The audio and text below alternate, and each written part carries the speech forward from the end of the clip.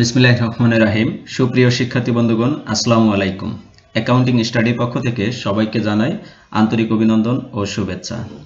আজকে আমি নবম দশম শ্রেণীর হিসাব বিজ্ঞান এর অষ্টম অধ্যায়ের আলোচনা করব। এই অধ্যায়ে আমি অলরেডি দুটি পর্বে আলোচনা করেছি। আজকে তৃতীয় পর্ব। আজকে তৃতীয় পর্বে আলোচনার বিষয় হলো নগদ প্রাপ্তি এবং নগদ প্রদান জাবেদা। তো আসো আমরা একটু নগদ প্রাপ্তি জাবেদাগুলো সম্পর্কে জেনে নেই। নগদ প্রাপ্তি জাবেদা শুধুমাত্র ওই লেনদেনগুলোই আসবে যে লেনদেনগুলোতে নগদ টাকা পাওয়া যাবে। অর্থাৎ যেই যে লেনদেনের কারণে নগদ টাকা পাওয়া যাবে সেই লেনদেনগুলো নিয়ে নগদ প্রাপ্তি জাবেদা করা হয়ে থাকে। ঠিক আছে, নগদ টাকা পাওয়ার সময় অনেক সময় বাট্টা দিতে হয়, যার কারণে বাট্টার নামে আলাদা একটা ঘর দেখাইতে হয়। এটা নগদ প্রাপ্তির একটা অংশ।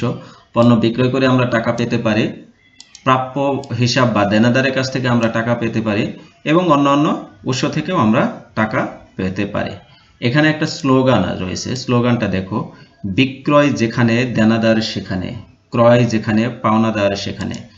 বিক্রয় যেখানে দেনাদার সেখানে, ক্রয় যেখানে পাওনাদার সেখানে। স্লোগানটা একটু মনে রাখবা, বিক্রয় যেখানে দেনাদার সেখানে, ক্রয় যেখানে পাওনাদার সেখানে। ঠিক আছে, একটু মনে রাখবা। কেন মনে রাখবা একটু পরে আসলেই বুঝতে পারবা। ঠিক আছে, তো দেখো নগদ প্রাপ্তি জাবেদার ঘর কেমন হতে পারে। একটা তারিখের ঘর থাকবে, একটা ক্রেডিট হিসাব খাত থাকবে, ক্রেডিট হিসাব খাত থাকবে, একটা সূত্রের ঘর থাকবে। সূত্রের ঘর কোনো কিছু কাজ করতে হয় না, এটাতে কোনো কাজ থাকে না। নগদান হিসাব ডেবিট লিখতে হবে, কারণ নগদ টাকা পাইলে কি হয় দেখো, এখানে খেয়াল রাখো, নগদ প্রাপ্তি এবং প্রদান জাবেদা ঘরগুলো এলোমেলো হয়ে যায়। নগদ প্রাপ্তি আর প্রদান দুইটাতেই 5টা করে ঘর থাকে, কিছু ডেবিটের ঘর থাকে, কিছু ক্রেডিটের ঘর থাকে। ঠিক আছে, নগদ প্রাপ্তি জাবেদায় নগদান হিসাব, নগদ পাইতেছো তাহলে নগদান হিসাব ডেবিট হবে, নগদ টাকা পাইলে নগদান হিসাব ডেবিট হয়। নগদ যেদিকে যাবে বাট্টাও সেদিকে যাবে। ঠিক আছে, তাহলে বাট্টা হিসাবও ডেবিটই হবে। তাহলে নগদান হিসাব ডেবিট আর বাট্টা হিসাব ডেবিট, এই দুইটা মনে রাখবা। আর কেন টাকা পাই? আমরা পণ্য বিক্রয় করলে পাই, তাহলে বিক্রয় হিসাব ক্রেডিট। ঠিক আছে, তো এই বিক্রয় যেখানে দেনাদারও সেখানে। ঠিক আছে, তাহলে দেনাদার হিসাব ক্রেডিট আর অন্যান্য হিসাব ও ক্রেডিট। অর্থাৎ দেখো, বিক্রয়কে যদি রাজা বলা হয়, ঠিক আছে, তাহলে রাজা যদি ক্রেডিট হয়, আর দেনাদারকে যদি বলা হয় সেনাপতি বা মন্ত্রী বলা হয়, এরা যদি মানে রাজা এবং সেনাপতি বা মন্ত্রী যেদিকে থাকবে প্রজারাও সেদিকেই থাকবে, মানে তাদের কমান্ড মেনেই চলবে। অর্থাৎ বিক্রয় দেনাদার আর অন্যান্য হিসাব ক্রেডিট হবে। আর নগদের সাথে সবসময় বাট্টা সম্পৃক্ত থাকবে। নগদ যদি ডেবিট হয় বাট্টাও ডেবিট হবে, নগদ ক্রেডিট হলে বাট্টা ক্রেডিট হবে। আর বিক্রয়, যেহেতু বিক্রয়ের মাধ্যমে পণ্য পায়, তাহলে বিক্রয়ের সাথে দেনাদার সম্পর্কিত, তাহলে দেনাদার আর অন্যান্য হিসাব ক্রেডিট হবে। ঠিক আছে, এটা মনে রাখার কৌশল। ঠিক আছে, এই জন্যই স্লোগানটা শিখাইছি যে বিক্রয় যেখানে দেনাদার সেখানে, ক্রয় যেখানে পাওনাদার সেখানে। এরপর আসো নগদ প্রদান জাবেদা। এখানে ঠিক তার উল্টা, নগদ প্রাপ্তির উল্টা। শুধুমাত্র সেই যে লেনদেনের কারণে নগদ টাকা চলে যায় সেই লেনদেনগুলো এখানে আসবে। টাকা পরিশোধ করার সময় কিছু টাকা কম দেওয়া হয়, যাকে বাট্টা বলা হয়। এই বাট্টার জন্য আলাদা একটা ঘর করতে হয়। ঠিক আছে, পণ্য ক্রয় করলে টাকা চলে যেতেই পারে, পাওনাদারকে টাকা পরিশোধ করলে চলে যায়, এবং অন্যান্য উৎসেও টাকা চলে যেতে পারে। যেমন কি, আসবাবপত্র ক্রয় করলা, তারপরে দালান কোঠা ক্রয় করলা, তারপরে হলো অফিস সরঞ্জাম ক্রয় করলা, পণ্য ক্রয় করলা, এগুলো তো টাকা তো চলে যায়। ঠিক আছে, ঋণের সুদ দিলা, টাকা চলে গেল। ঠিক আছে, নগদ প্রাপ্তি, নগদ প্রদান জাবেদার ঘরটাও ঠিক ওই রকমই। ঘরের চেহারা নগদ প্রাপ্তির মতোই হবে, কিন্তু চেঞ্জ হবে শুধু এই যে এখানে ডেবিট আর ক্রেডিটের নামগুলো চেঞ্জ হবে। টাকা কিভাবে চলে যেতে পারে আর এখানে চেঞ্জ হবে, এখানে ডেবিট হিসাব খাত লিখতে হবে। ঠিক আছে, অর্থাৎ ওই প্রত্যেকটা লেনদেনকে যখন জাবেদা কনভার্ট করবা, কনভার্ট করে ক্রেডিট যেটা হবে, ডেবিট যেটা হবে, সেটা এই ঘরে লিখতে হবে, এখানে এই ঘরে লিখতে হবে। তাহলে দেখো নগদ প্রদান জাবেদা কি কি ঘর হতে পারে। নগদ প্রদান, টাকা কখন চলে যায়। নগদ, একটা জিনিস খেয়াল করো, নগদ টাকা চলে গেলে কি হয়, নগদান হিসাব ক্রেডিট। তাহলে নগদান হিসাব ক্রেডিট, বাট্টা হিসাব ক্রেডিট গেল, আর বাকিগুলো থাকলো কি ডেবিট। এখন টাকা পণ্য ক্রয় করলে টাকা চলে যায়, ক্রয় হিসাব ডেবিট। পাওনাদার হিসাবও ডেবিট হবে, কারণ ক্রয় যেখানে পাওনাদার সেখানে, ঠিক রাজা আর ওই সেনাপতি কাহিনী, তাইলে অন্যান্যগুলো ডেবিটে হবে। ঠিক আছে, তাইলে ক্রয়, পাওনাদার এবং অন্যান্য এই তিনটা হলো ডেবিট, আর নগদ টাকা যেহেতু চলে গেছে নগদান হিসাব ক্রেডিট, বাট্টা হিসাব ক্রেডিট। অর্থাৎ নগদ যেখানে বাট্টা সেখানে, ক্রয় যেখানে, এখানে স্লোগানটা আর একটা বাড়াইতে পারো। ঠিক আছে, আর একটা স্লোগান বাড়াইতে পারো, কি নগদ, দাঁড়াও একটু বাংলা ফর্মটি করে নিই, নগদ যেখানে বাট্টা সেখানে। ঠিক আছে, তাহলে নগদ প্রাপ্তি আর প্রদান জাবেদার এই হলো গেল ফরম্যাট। এবার আসো আমরা একটা নগদ প্রাপ্তি জাবেদার উদাহরণের মাধ্যমে অঙ্কগুলো কমপ্লিট হয়নি।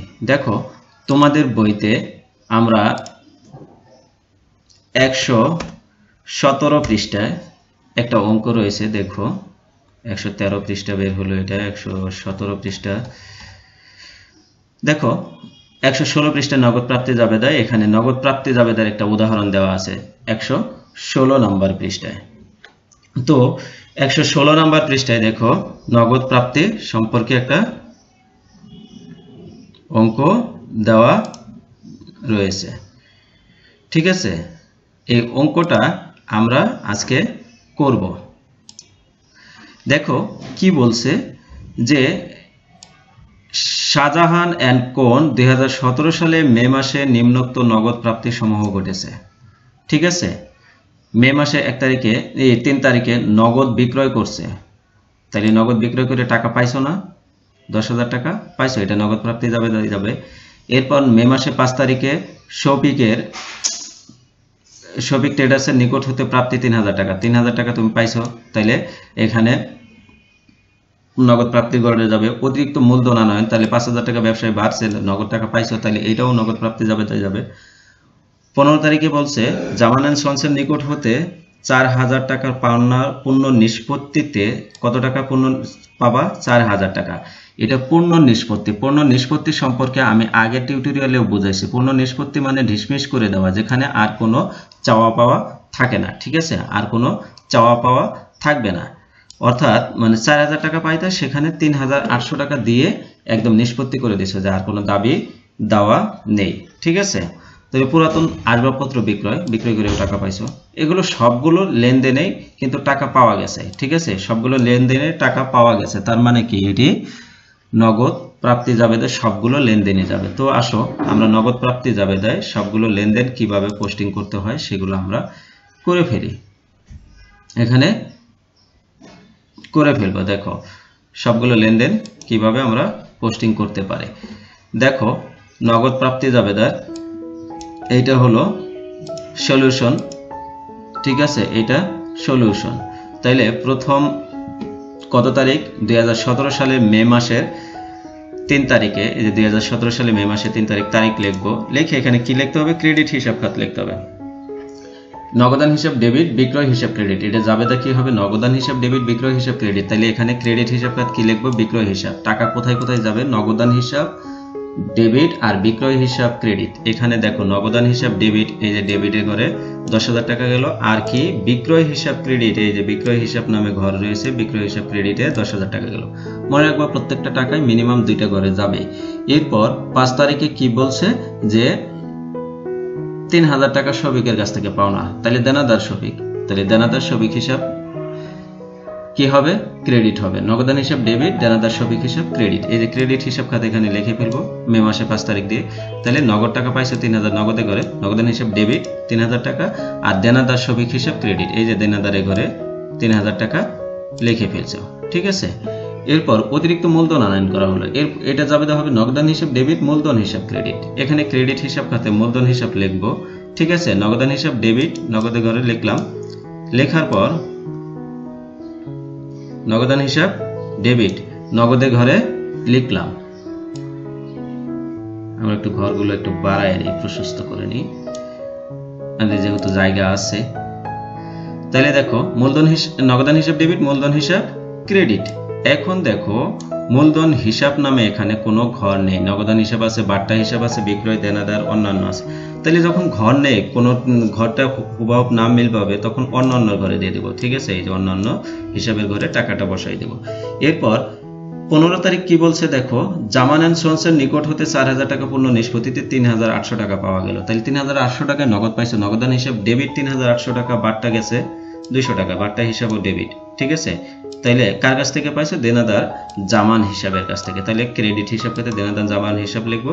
কত টাকা? দেনাদার কিন্তু 4000 টাকায় পূর্ণ নিষ্পত্তি হয়েছে। তুমি নগদ পাইছো 3800 টাকা, নগদের ঘরে 3800 টাকা, আর বাকি টাকাটা ছিল বাট্টা, এই বাট্টার ঘরে বসাই দিছো। ঠিক আছে, কিন্তু দেনাদারের কাছ থেকে নিষ্পত্তি হয়েছে কত? 4000 টাকা। সো দেনাদারকে 4000 টাকায় কমাই দিতে হবে। এরপর পুরাতন আসবাবপত্র বিক্রয় 1000 টাকা। তাইলে কি নগদ টাকা পাইলা? তুমি নগদ টাকা পাইছো, তাই না? তাইলে 1000 টাকা নগদ পাইছো। তাহলে নগদান হিসাব ডেবিট, আসবাবপত্র হিসাব ক্রেডিট। এখানে ক্রেডিট হিসাব কাতে কি লিখতে হবে? আসবাবপত্র হিসাব লিখতে হবে। ঠিক আছে, লিখে নগদান হিসাব ডেবিট, এই টাকাটা বসাই দেবা। আর আসবাবপত্র নামে যেহেতু কোনো ঘর নাই, তাহলে অন্যান্য ঘরে চলে যাবে। ঠিক আছে, এখন কাজ হলো সবগুলোই পোস্টিং করানো হয়ে গেছে, সবগুলো যোগ করে নিচে ব্যালেন্স নামাই দিতে হবে। এই কয়েকটা যোগ করলে হয় 22800, বসাই দিলা 22800। বাট্টাগুলো সবগুলো যোগ করলে হয়, বাট্টা একটাই আছে, একটাই যোগ করে দাও, 200 হয়েছে, 200 বসাই ক্লোজ করে দিলা। বিক্রয় একটাই আছে, একটাই বসাইলা, একটা 10000 আছে, 10000 বসাই ক্লোজ করে দিলা। এরপর দেনাদার দুইটা আছে, একটা 4000, একটা 3000, দুইটা যোগ করলে হয় 7000, 7000 বসায় ক্লোজ করে দিলা। এরপর কি করলা? ক্রেডিট হিসাব খাতে দুইটা আছে, একটা 5000 আর একটা 1000, দুইটা যোগ করলে হয় 6000, 6000 বসায় ক্রেডিট করে দিলা। ঠিক আছে, এই গেল নগদ প্রাপ্তি জাবেদার উদাহরণ। তোমরা পরে এগুলো খুব প্র্যাকটিস করতে থাকো, আর আমিও ধীরে ধীরে প্রত্যেকটা সৃজনশীলের অ্যান্সারও দিয়ে দেব। এবার আসো আমরা একটু নগদ প্রদান জাবেদা, নগদ প্রদান জাবেদা সম্পর্কে একটু জেনে নিই। দেখো, নগদ প্রদান জাবেদা তোমাদের কত 118 পৃষ্ঠায় একটা উদাহরণ দেওয়া আছে। দেখো কি উদাহরণ দেওয়া আছে? দেওয়া আছে যে নগদে প্রদান করছে,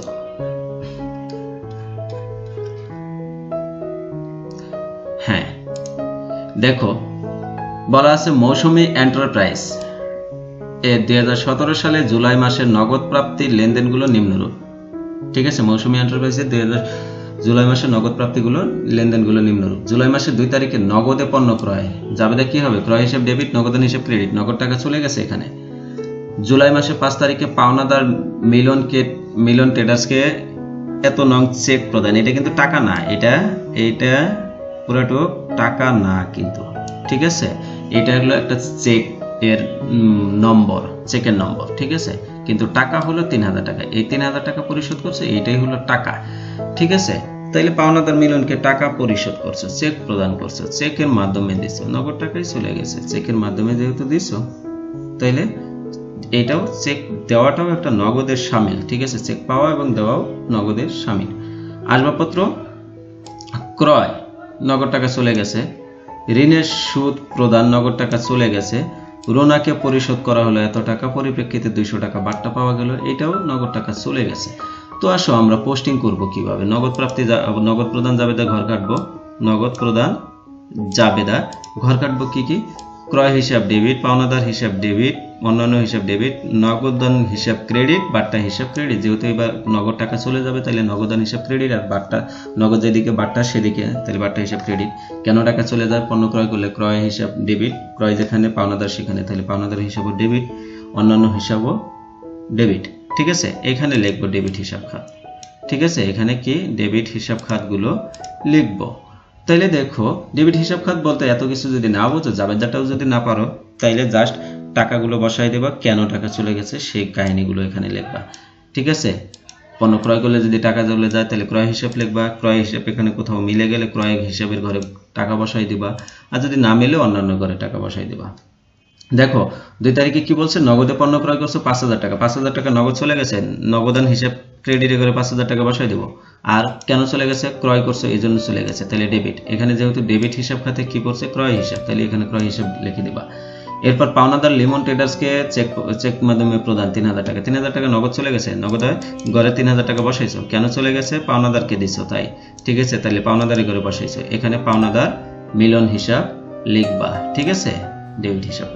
এরপর আসবাবপত্র ক্রয় করছো, আসবাবপত্র ক্রয় করার কারণে টাকা চলে গেছে, তাহলে নগদে ঘরে 4000 টাকা বসাই দিবা নগদান। আর কেন চলে গেছে? আসবাবপত্র নামে এখানে কোথাও কোনো ঘর নাই, তাইলে অন্যান্য ঘরে বসাই দেবো, তাহলে আসবাবপত্র কেন চলে গেল? আসবাবপত্র হিসাব, আসবাবপত্র ক্রয় করার কারণে। এরপর ঋণের সুদ পরিশোধ করছো, ঠিক আছে, ঋণের সুদ পরিশোধ করার কারণে তোমার টাকা চলে গেছে, ঠিক আছে, ঋণের সুদ হিসাব ডেবিট, নগদান হিসাব ক্রেডিট 500 টাকা, তাহলে নগদান হিসাব ক্রেডিটে করে 500, আর ঋণের সুদ নামে কোনো ঘর নাই, অন্যান্য ঘরে 500।